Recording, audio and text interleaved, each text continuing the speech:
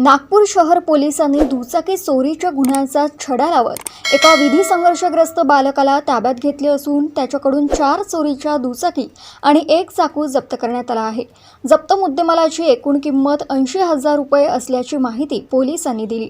19 जुलै 2026 रोजी घराबाहेर उभी केलेली होंडा प्लेझर दुचाकी चोरीला गेल्याची तक्रार दाखल झाली होती। त्यानंतर तांत्रिक तपास आणि गुप्त माहितीच्या आधारे कारवाई करत संशयिताला ताब्यात घेण्यात आले। चौकशीत त्याच्याकडून विविध ठिकाणांहून चोरी करण्यात आलेल्या 4 दुचाकी आणि 1 चाकू जप्त करण्यात आला।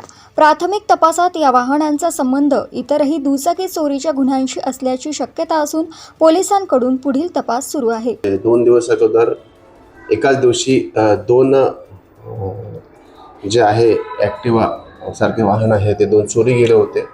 त्याच्या अगोदर पण एक वाहन चोरी गेलं होतं। मग त्या अनुषंगाने आम्ही तपास सुरू ठेवला। एक विधी संघर्ष बालक संशयितरित्या ताब्यात मिळाला। त्याची गाडी पण त्याच्याकडे गाडी होती, ती गाडीसुद्धा संशयितरित्या वाटल्यामुळे त्याच्या गाडीचं आम्ही माहिती घेतली तर ती आमच्याच गुन्ह्यातील चोरीची होती।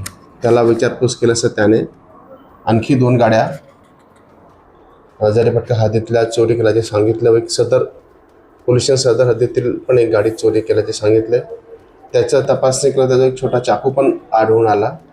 त्या अनुषंगाने त्याला ताब्यात घेऊन त्याच्या आईवडिलांना ताब्यात घेऊन पोलिसांच्या हजारीपट्ट्यातील मोटरसायकलचे गाडी चोरीचे 3 गुन्हे व सदर पोलिसांचा 1 गुन्हा असे एकूण 4 गुन्हे आम्ही मोटरसायकलचे उघडकीस आणलेले आहे व एकूण 80,000चा माल आम्ही जप्त केलेला आहे। सदरची कारवाई आमचे API तपास पथकचे API मोरकडे त्यांच्या टीमने केलेली आहे। तसेच मान्य CP sir, joint CP sir, reason madam, DCP sir व ACP सर यांच्या मार्गदर्शनात आम्ही सदरची कारवाई केलेली आहे। सध्या तो काही शिकत वगैरे नाही आहे, असंच रोजचा उदरनिर्वाह चालण्याकरिता तो असंच चोरी करत आहे।